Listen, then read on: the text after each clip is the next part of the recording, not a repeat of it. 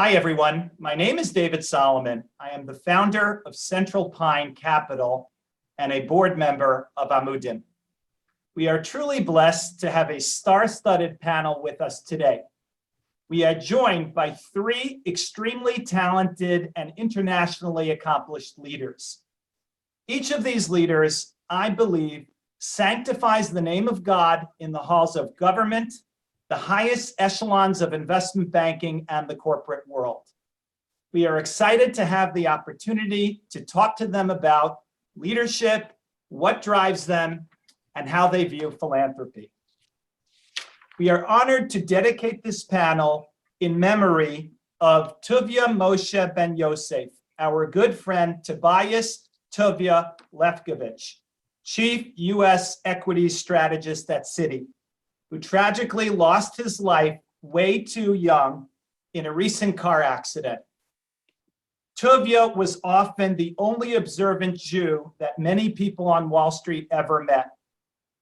He personified everything we are discussing today in terms of leadership, sanctifying the name of God, and he was a giant in philanthropy. May his memory be for a blessing. Please welcome, all the way from Jerusalem, the Honorable Fleur Hassan-Nahoum, Deputy Mayor of Jerusalem. My dear friend and mentor, Raanan Agus, partner and Chief Investment Officer of the Alternative Investments Manager Selection Business at Goldman Sachs. And our final panelist, my dear friend, Mitch Silk. Mitch served as Assistant Secretary of the United States Treasury. Prior to that, he was a longtime partner at global law firm Allen & Overy. Welcome to each of you, and thank you all for making the time for Amudim's Unite to Heal event. I am thrilled to be here for three key reasons. Each of you are extremely successful in your professions, family life, and communities. You are key role models for me personally and for our community at large. And finally, all of you have a keen appreciation for the work of Amudim. Thanks again to each of you for joining us. I'd like to kick off by asking each of you to give us a flavor for your current life dashboard. What are you doing professionally, and how did you get here? Ladies first, so let's start with Fleur. Well, it's really wonderful to be here, and thank you so much for initiating this. And I have to say that I'm close to the Amudim work that they do here in Jerusalem. And I'm proud to say, actually, that I'm involved in leading a mental health expo, which we will be having in Jerusalem in May, where we've gathered all the different organizations dealing with mental health in the city, and hopefully we'll begin to break the stigmas that we need to break. So it's wonderful to be here with this distinguished panel. So what am I doing at the moment? Oh my God, how much time do we have? So basically, I'm an elected member of the Jerusalem City Council.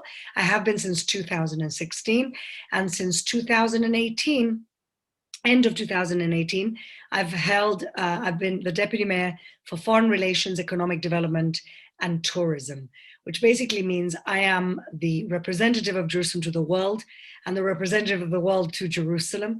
And that involves from investment to philanthropy, to tourism, to diplomatic relations, and even to communication. I act as the foreign spokesperson for the city as well. So that's kind of my elected office. As well as that, I'm in the last year and a half, I created two nonprofit organizations. One is called the UAE Israel Business Council. And these organizations were built just before or after the declaration of the Abraham Accords. And so they're organizations to bring and herald warm relations between Israel and its Gulf neighbors. And the second is the Gulf Israel Women's Forum, which I also co-founded.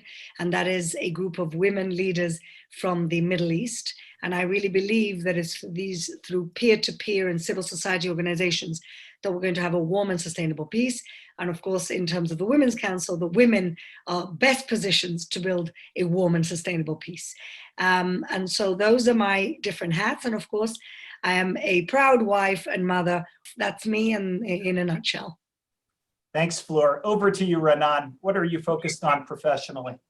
Thanks a lot, David. And first of all, it's an honor to be on this Zoom with these esteemed fellow panelists and to do an event in memory of Tobias, who was a good friend of mine, who was the paragon of being an observant Jew on Wall Street and a role model for so many people. And to be involved with Amudim, which is really the premier organization providing services for abuse, addiction, and mental health more broadly, which is all of which are critically needed, especially in these times. So just by way of background, I grew up modern Orthodox in Englewood, New Jersey, oldest of 4 children. I went to Ramaz, Gush, Princeton, Columbia Law School, Business School. Met my wife in college. We got married a month after graduation. We lived in the Bronx for 5 years while she was getting her PhD in molecular biology. And we currently have 3 kids, ages 26, 24, and 19. But professionally, I've been at Goldman Sachs for 28 plus years. It's really my first full-time job still. I currently co-head the group AIMS, as you articulated, which stands for Alternative Investments and Manager Selection. And we manage over $300 billion of client capital. And we allocate it to and partner with and invest with some of the best general partners around the world, the best money managers. And it's across public space, private space, all asset classes. We have a 350 person team across 12 different offices around the globe. And on the side, I'm also on the board of 5 different institutions. The first is Bezalel, which is the Israel School of Art, Architecture, and Design based in Jerusalem. Second is Sefaria. Third one is Met Council. A 4th is Tikva, which is my most recent board seat. And then finally, I'm on the board of a foundation that focuses very much on giving away money to Jewish educational causes. Thanks, Raanan. Mitch, what are you focused on post your service in the Treasury Department?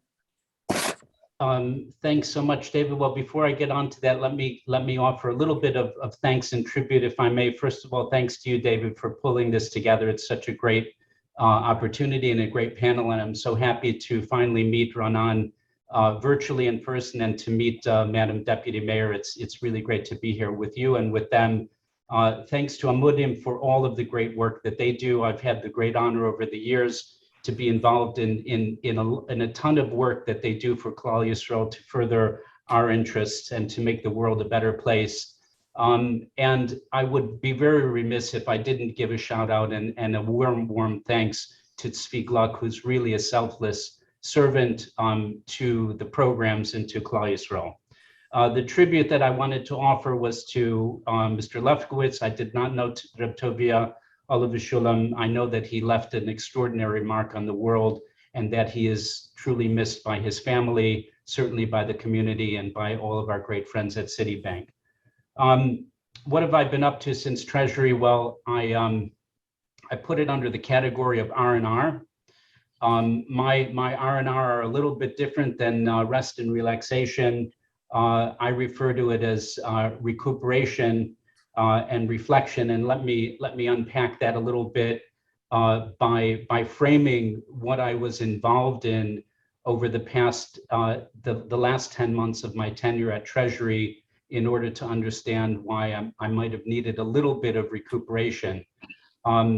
As all of you know, January and February 2020, the world was hit with a very virulent virus in the form of COVID-19, which really wreaked very considerable social, health, political, economic havoc on the world.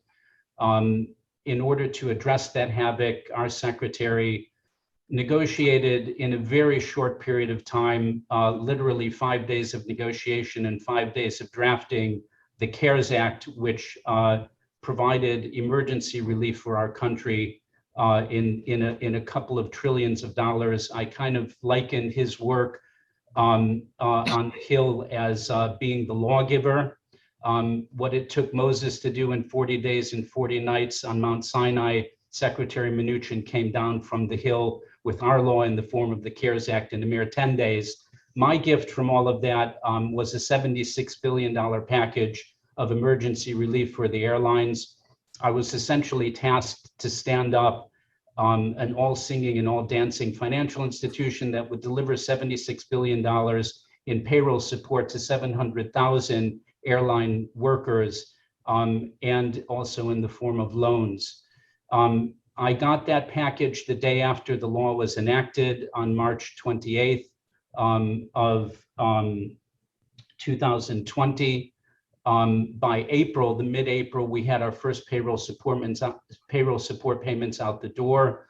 By July, we had settled over 20 billion very complex loans with the major airlines and essentially completed our work in breakneck speed of about 7 or 8 months. On December 28th, Congress then gave an additional $18 billion to the airlines, which I felt was important and the Secretary felt was important to pump out the door before the end of the administration so that we could serve the airlines and ensure that the incoming administration was not unduly burdened. And so in the short course of 3 weeks, we got an additional $18 billion out the door for a total of $94 billion. So you can imagine that it was a rather busy and a rather stressful period of time. And so that accounts for the recuperation part.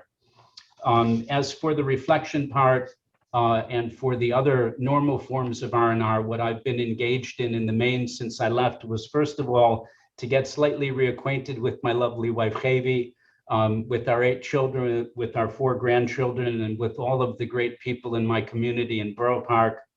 I've also been busy working on 7 book projects. I'll talk about that a little bit later, but one of them on my career in infrastructure finance will be out in a couple of weeks. And in my spare time, I've been acting as senior advisor to David Malpass, who was my former undersecretary at Treasury and is now the president of the World Bank, and his colleague Mokhtar Diop, who's the managing director of the IFC, on private capital mobilization issues in energy and infrastructure for the World Bank. And I've also been helping out a really great company called dLocal, which is a fintech in the payment space. Thanks, Mitch. Talk about R&R. I got tired just listening to all of that. The next topic I'd like to cover, and particularly for young people, is career progression. What was it like for each of you at the beginning? And can you talk a little bit about what it was like to progress in your careers? Raanan, let's start with you. If you could think back to when you first started at Goldman, which, as you mentioned, was your first and only full-time job, talk us through that. What was it like, and what was it like becoming more senior and taking on new and different responsibilities? So I think I have to start actually before Goldman. When I was growing up, I was expected to become a doctor. Both my father and both my grandfathers, they were all physicians, and so that was the expectation. But I'm very queasy at the sight of blood. That didn't really appeal to me. I was a very big strategy board game player growing up. And the ability to make decisions based on imperfect information, find out pretty quickly if you're right or wrong in a competitive environment, that's what really got my juices going. So I started working on Wall Street when I was in high school. And between my college and graduate degrees, I had 7 different summer experiences. And the seminal moment, though, was in February of 1990, when I was trying to interview for summer jobs in 1990. That was the month that Drexel Burnham folded. And it was virtually impossible to get any jobs on Wall Street then. And there was only one firm that was willing to make a bet on me, and that was Goldman Sachs. And so, by the way, I was the first year of a 4-year JD MBA program, and everyone else was saying, come talk to us in 2 or 3 years. Why do we need to talk to you now? And it was only Goldman that was willing to make the long-term bet. So I had a summer job then. I had another summer job the following summer. And after that, I found what I thought would be the ideal job for me at Goldman Sachs in the risk arbitrage department, which is really special situation investing. I tried to get a summer job in that group. They weren't really hiring anyone for the summer, so that didn't work out. But then I continued lobbying and interviewing for the next full year. So I essentially interviewed for almost 2 years to get the job that I finally got at Goldman Sachs. So lesson learned, don't give up, even if things aren't looking good. When I first started, though, I was the most junior person on the desk. As I mentioned earlier, we're living in the Bronx. In order to beat the traffic, I drove down to Wall Street at 5:30 in the morning and really just made sure I was the first one at the desk and prepared information for everyone. Information was the name of the game in that type of investing, and just tried to be a resource and help out as much as possible. And ultimately through that, gained a reputation as being someone who's willing to help everyone out, who was willing to put in the hours, willing to put together accurate information, and work my way up. Ultimately ran the group. We merged it with a whole bunch of other groups. And I kept on just getting new investing roles within Goldman Sachs. And that's really what's kept me here as long as I've been here. which is I've continued to feel new excitement, new engagement, new responsibilities and challenges, where I feel like I'm continuing to learn, grow, develop. And I think that's the name of the game. And so I always tell people that if you're not in a position where you feel like you're growing, then you have to find something else to do or change something about your life, because everyone needs to really enjoy what they're doing. And I think a lot of the enjoyment comes from learning new things, being engaged, asking questions, having people ask you tough questions. And so that's what's kept me here. And so I've basically invested across public and private markets, across all asset classes, including having done a couple of SPAC deals in the last few years. And it's just been really, really interesting. The question I often ask people, is it more important to be lucky or good in what you do? And I'll typically ask that question of a pretty junior audience coming into Goldman Sachs, and most people think, oh, of course it's better to be good than lucky. But I have a different point of view, which, first of all, luck can be interpreted as divine providence as well. But I think the skill in life is trying to put yourself in a position where good, quote, lucky things can happen. And if you have enough shots on goal where good things can happen, then hopefully some of them kick in. And I just realized that I've just been very lucky and fortunate to have had that happen to me. And so that's really been, the trajectory I've been on. I'm just going to add that I got lucky in 1999 when I was a young trainee at Goldman that you took an interest in me, and thank you for that mentorship. Everything you said resonates with me as if it was just yesterday. Thank you, Raanan. Mitch, you spent 30 years practicing international law. You're fluent in Mandarin and Cantonese, and presumably English and Yiddish, etc. What was it like in the early days coming up the ranks? Give us a feel for what it was like to come up the ranks at a law firm and then work at the highest levels of government. Well, David, I guess I would focus on two words to describe how it was. It was exhilarating and it was extraordinarily pressured. And I want to unpack that a little bit, but before I do that, I can't help but to relay a similar story that I had to what Raanan had in reference to his making it into Wall Street after reflecting on his concerns about blood. So when I was in my junior year in college at Georgetown, I had a great mentor, Tom Robinson, who pulled me aside one day to discuss my future. And he said, well, do you want to be a doctor? And I said, not really. I'm not too good with blood. So he said, okay, well, what about a dentist? And I said, well, maybe, kind of the same issues. I haven't done pre-med and I've not done the requisite courses. He said, okay, you're going to law school. So that's kind of how I ended up in law school. But I started working on Wall Street when there were very, very, very few from Jews in the profession. I joined a white shoe firm called Hughes, Hubbard & Reed, where I was very, very much in the minority.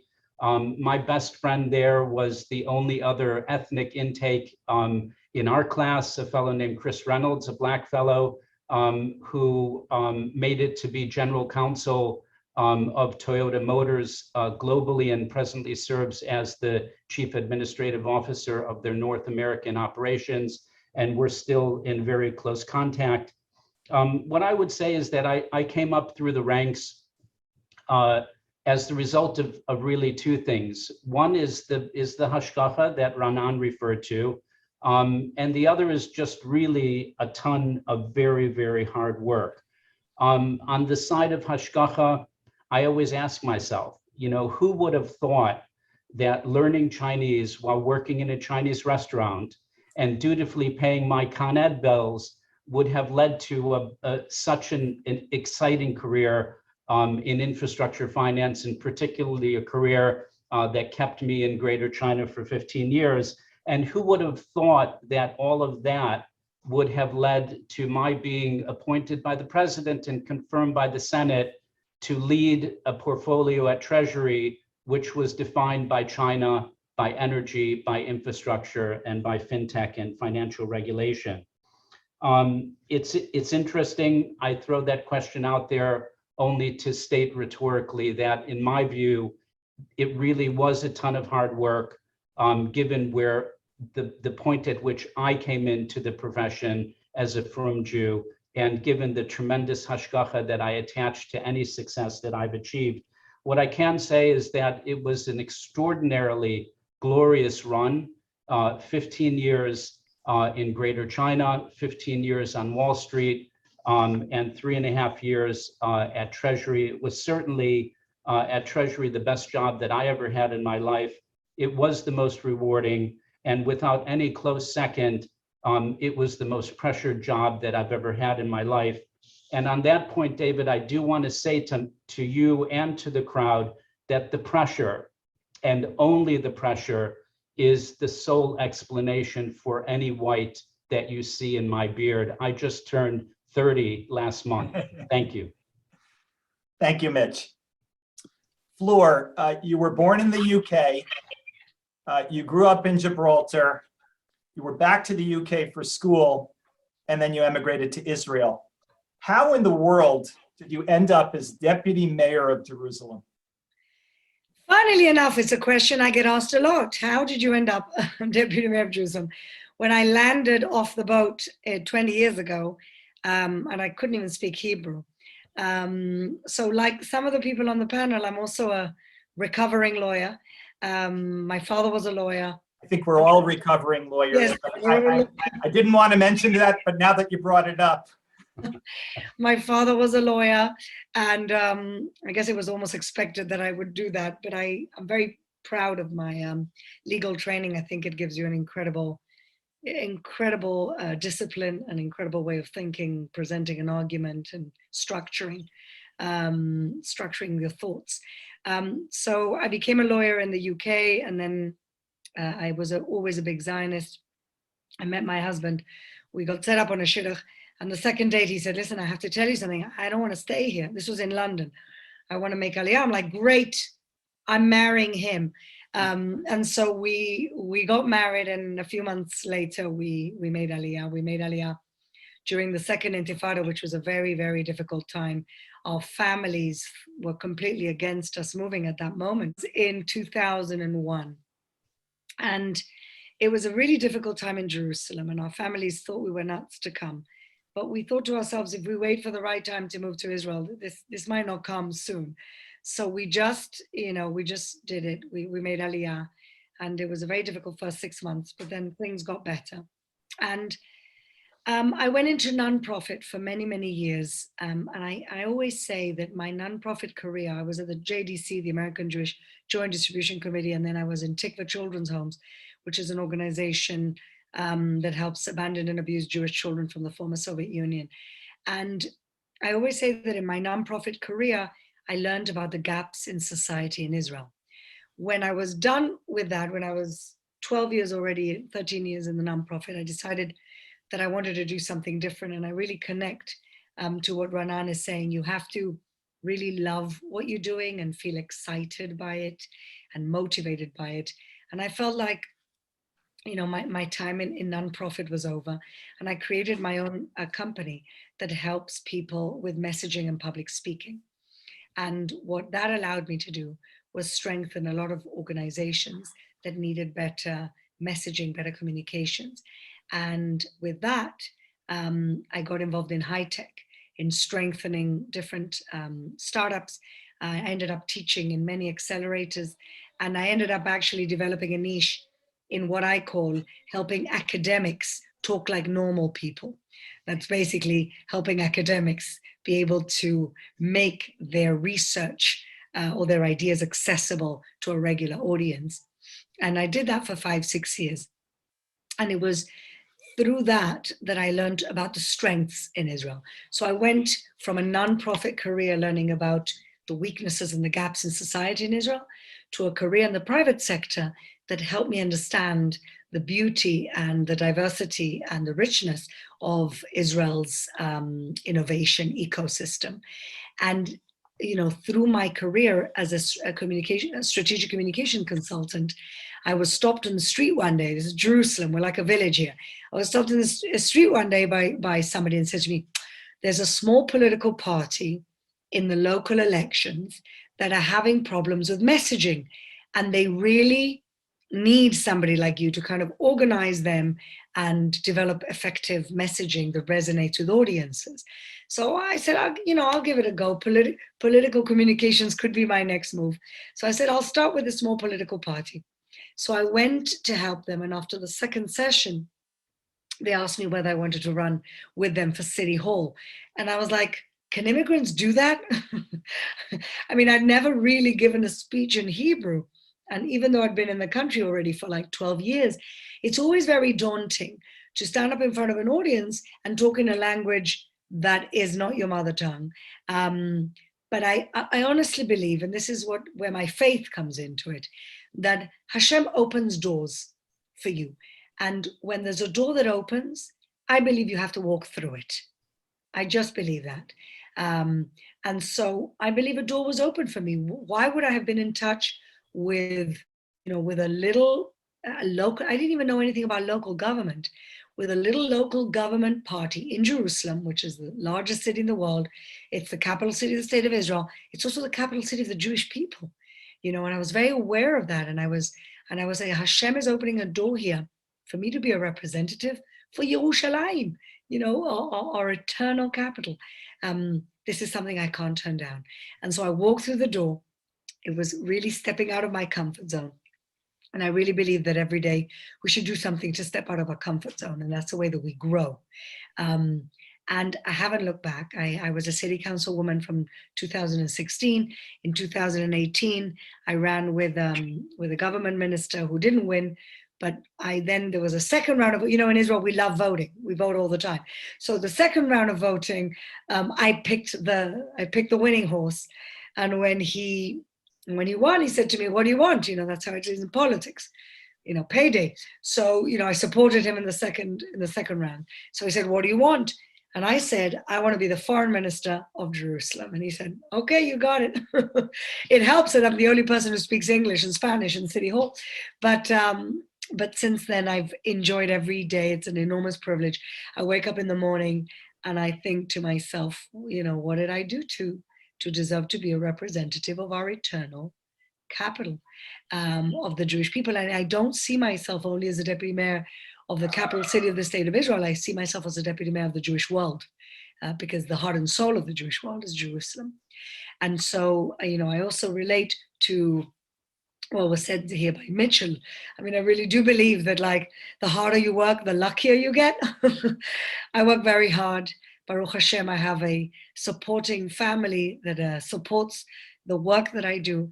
And I just have to say, no day looks like the next day here. And just before this Zoom, I came from the thing you can not possibly imagine. I came from a beauty pageant for Holocaust survivors. Only in this crazy country do you have something like this. And the love and the admiration for these women and the celebration of the strength of these women. And I come home and I think, I'm really blessed to be in the position that I'm in, being able to help as many people as I get to help, and being able to represent my people and my city and my country every single day. Extraordinary. Thank you, Fleur, for sharing that with us.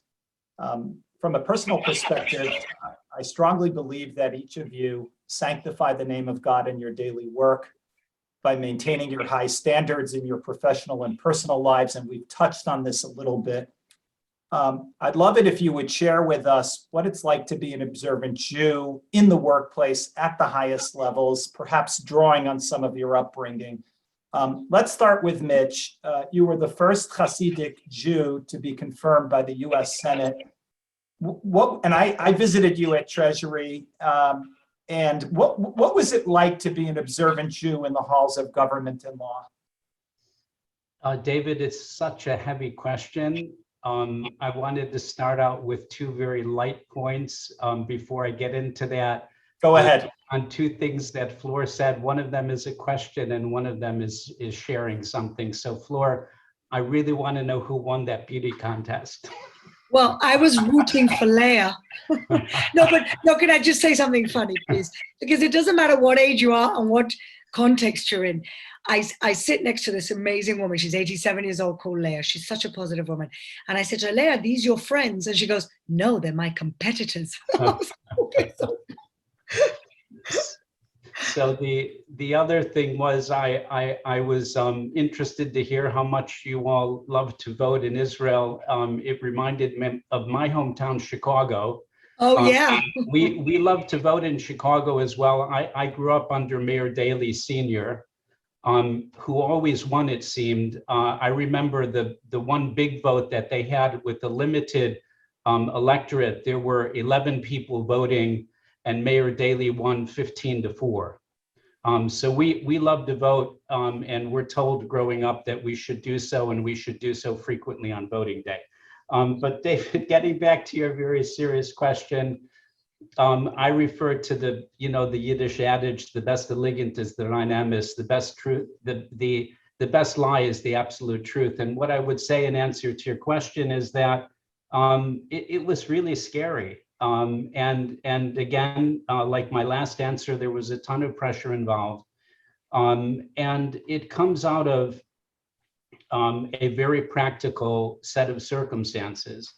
I am noticeably Jewish looking. I look very noticeably Jewish. I wear a black suit every day of the week. I wear a white shirt. I wear a black hat. And I have a beard and a mustache. And when I walk into a room, all eyes are on me. When I walk into Treasury, all eyes were on me. When I walked into the White House with my hat on, all eyes were on me. So I could be sitting in the Situation Room dealing with a very pressured issue. I could be at international meetings representing our government, ministerial level meetings, vice ministerial level meetings. I could be at meetings at a CEO forum with CEOs of large corporates and large financial institutions, or I could be just at a staff meeting with a bunch of very dedicated career officials. But at any of those meetings, all eyes were on me.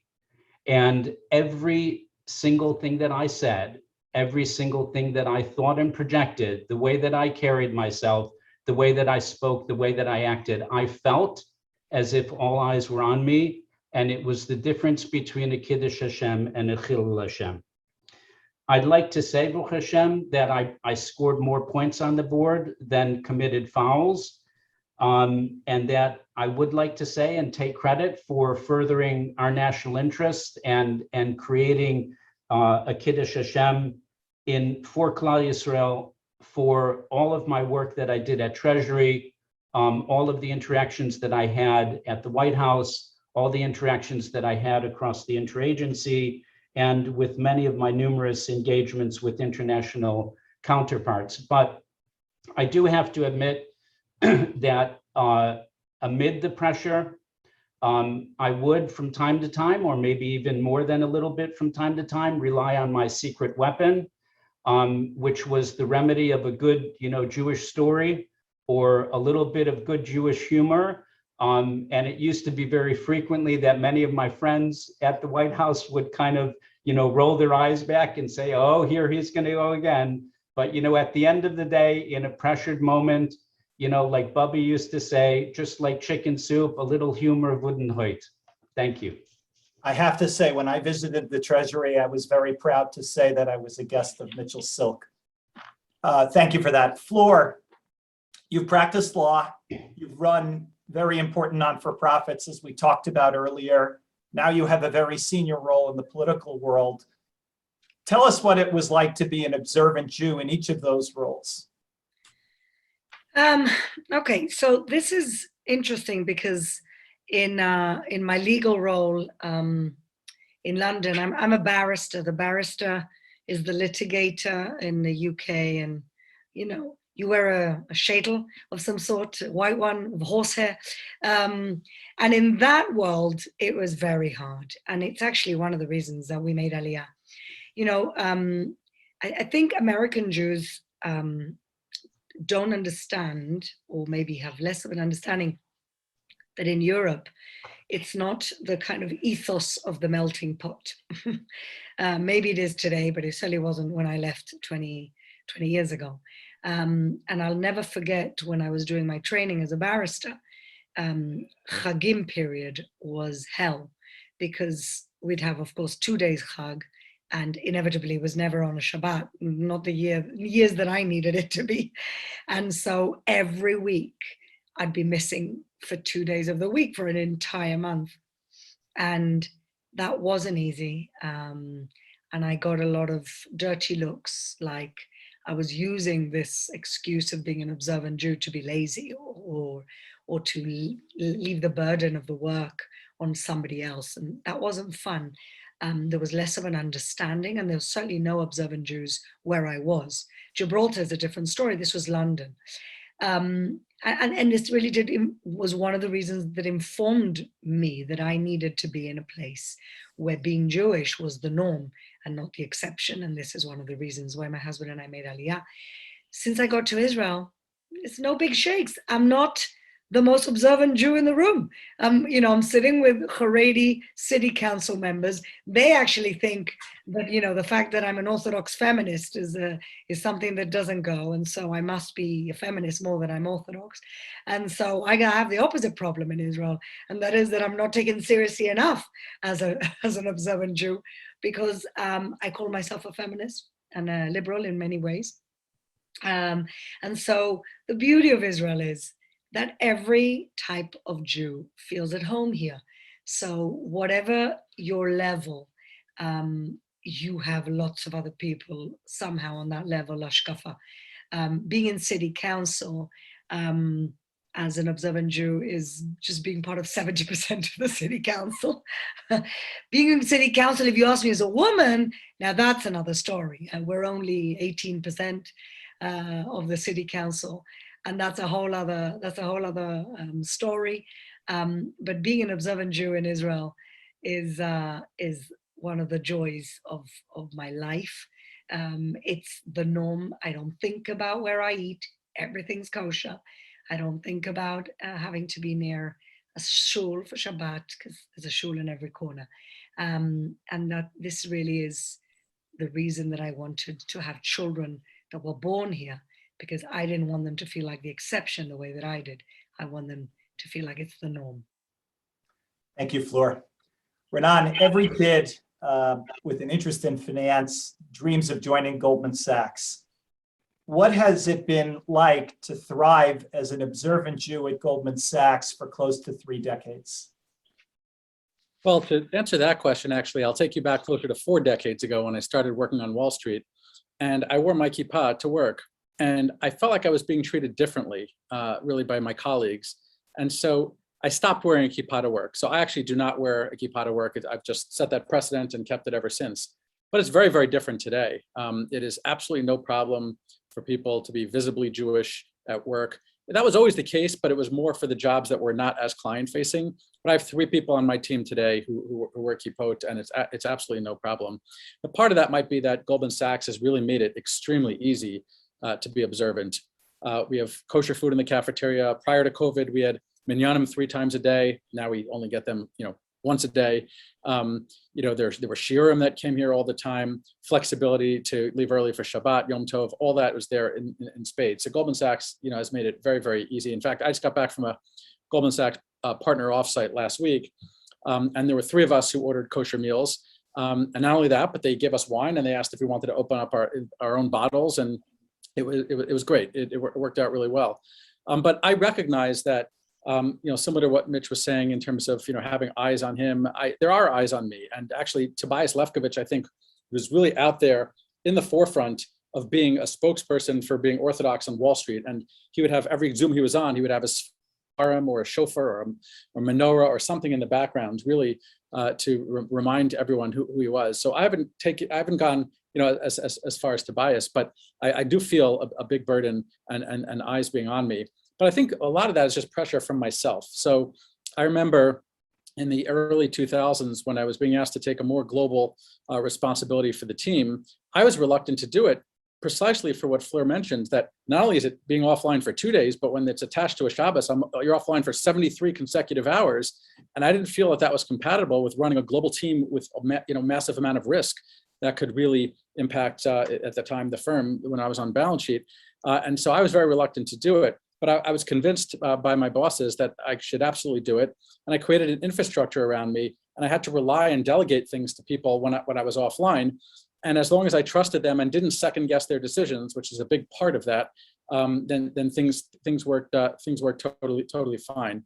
But I would recognize that the job I chose, which was more on the investing side than on the client service, call it investment banking or a lawyer type function where you're doing a lot of work for clients at their demand. It's very, very different. So my job has always been more market hours focused than client demand focused.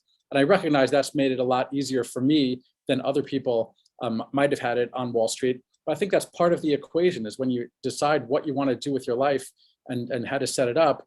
If you're prioritizing things like Shabbos and family and things like that, you want to try to at least steer yourself in a place where there's a reasonable probability of being able to have a professional career that allows for practicing the Jewish practices in the way that you want.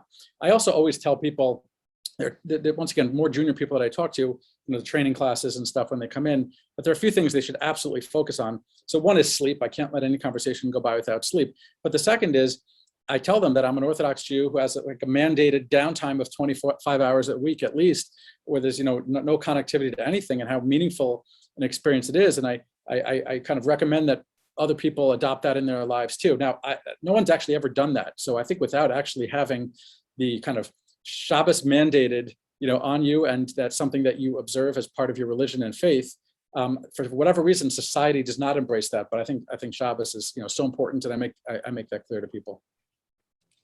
Thank you. As someone who's watched you and worked with you closely for 2 decades at Goldman, I think you've done a terrific job of being a role model for others, and thank you for the practical words of wisdom.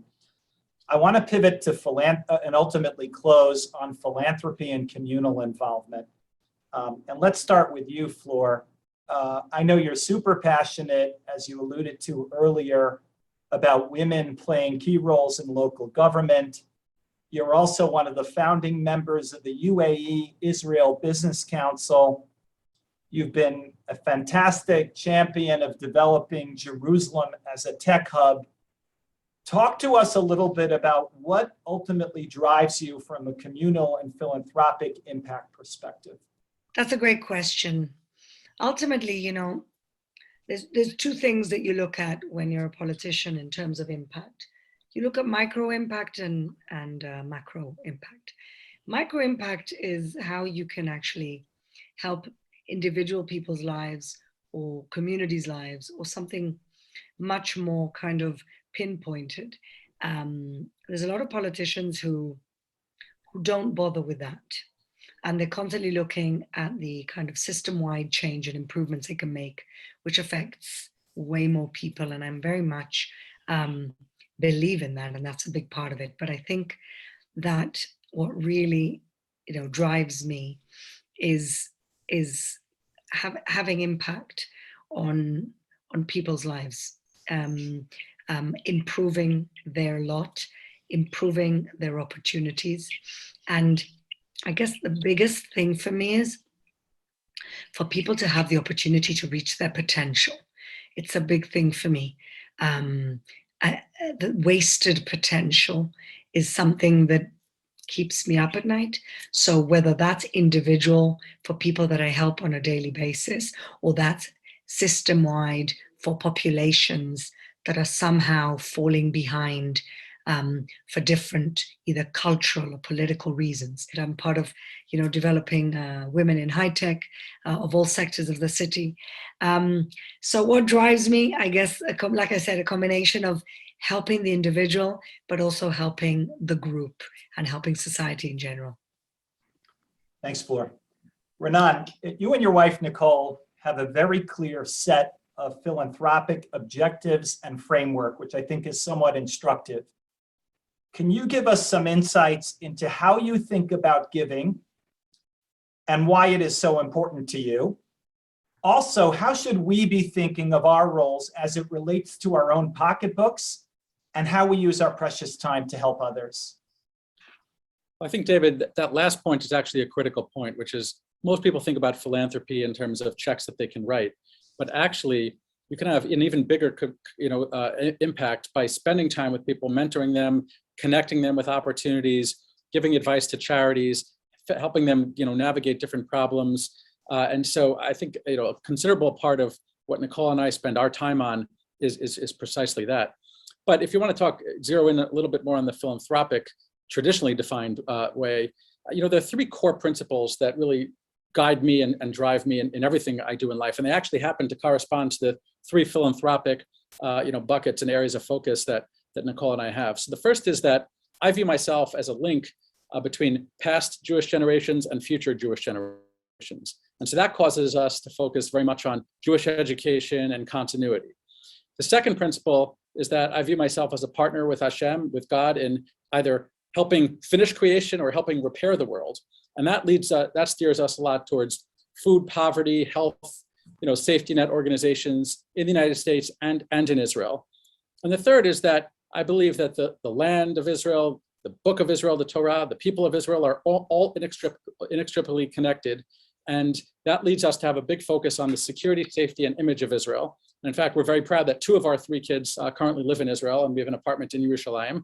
And so, we make that a big focus for us. But I would also say, surrounding that framework, we also try to get our kids involved with us in philanthropic decisions and visiting these organizations, getting to know them in the way that we do. We've also set up, some, relatively small donor-advised accounts at the Jewish Communal Fund that lets them allocate money, as they would want to allocate it, not just, through our lens.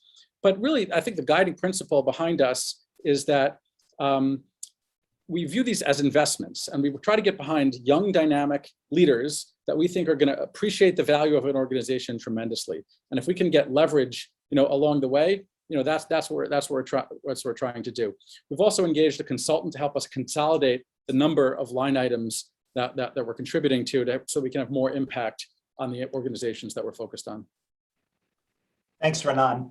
Mitch, before we get to you, I just want to thank you for your service to our country.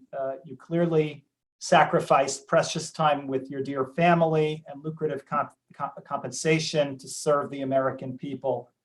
But let's get a little bit beyond your government service. You've been the late chairman of Agus Pro Bono Legal Services Division for decades. And I know from conversations that we've had that you are extremely passionate about, and we alluded to it earlier, your work translating the great Hasidic works into English. Can you please share with us what you're up to communally and philanthropically? David, thank you so much for giving me the opportunity to talk about what I'm really passionate about. I've enjoyed talking about my career and all of that stuff, but these 2 areas that you've just mentioned, I think, are the nearest and dearest to my heart. I first became involved with the Agudath Israel Pro Bono Legal Services Network when I was living in Hong Kong and needed some support on an application that I was handling on a pro bono basis before the family court in Hong Kong, and decided when I came back in 2005 that I wanted to help. I picked up the phone to Rabbi Beiser at the Aguda. Within a year, he and I were sitting down and talking about how we could reorganize and relaunch the network. The network is now comprised of over 500 lawyers nationwide doing some really, really important and some really impactful work. To Raanan's point about giving time, there's a tshuva from Rav Moyshe where he provides some guidance on actually the obligation that in addition to giving money, we do need to give resources of our time to help. And I felt very firmly when I was at Allen and Overy, watching so many of my colleagues give so much on the pro bono front, millions of dollars in time cost a year, that we needed to be replicating the same for the community. The Pro Bono Legal Services Network has relaunched. The board was reorganized a little bit under a year ago, led by my great friend Eric Stern. Rabbi Beiser is still involved along with Avrami Weinstock. And it is doing really great and really, really important work. And for those of you out there in the legal profession, I encourage you to pick up the phone and volunteer your time.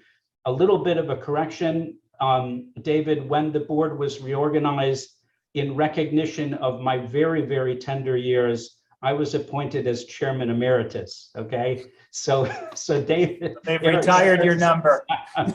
And on the writing front, as I mentioned a little bit earlier, I've got 7 books going. Two of them are translations of Hasidic classics. The Mirz Hashem, the Kedushas Levi in its full glory will be out from Art Scroll, I hope before Pesach. And behind that, the Maimar Mordcha, which is the seminal text of the Navorna Hasidic dynasty that my family has been aligned with for many generations, will be behind that, hopefully next year. It's already complete.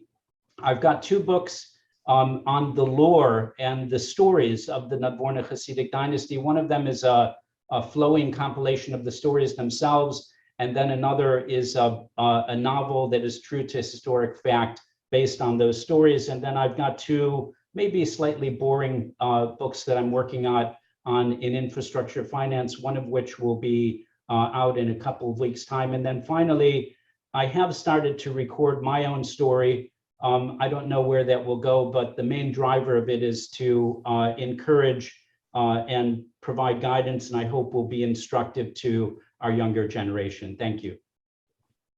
Fantastic. I would just add that I read a book over the weekend about Paul Reichman, who was really a living lesson in philanthropy and interacting with people.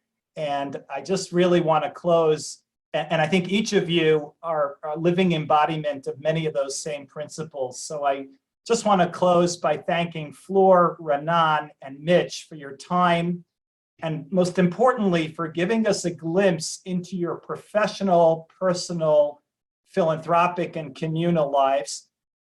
May each of you continue your daily work of being fantastic role models for us, and perhaps equally important, being a light unto the nations. On behalf of Amudim, thank you so much for joining us. Thank you. Thank you.